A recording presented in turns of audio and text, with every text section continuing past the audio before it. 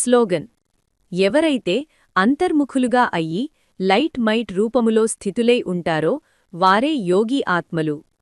అవ్యక్త సూచనలు: నిశ్చయమనే పునాదిని దృఢముగా చేసుకుని సదా నిర్భయులుగా, నిశ్చింతగా ఉండండి.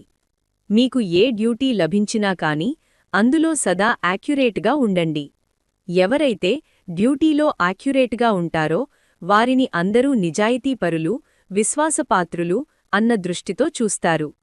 ఇక్కడ కూడా ఎవరైతే యాక్యురేట్గా సేవలో ఉంటారో వారే బాబాకు విశ్వాసపాత్రులు.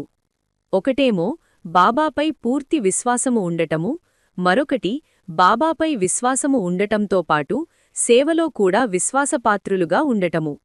ఇటువంటి విశ్వాసపాత్రులైన నిశ్చయబుద్ధికల పిల్లలు సదా విజయులుగా మరియు నిశ్చింతగా ఉంటారు. అచ్చా. ఓం శాంతి.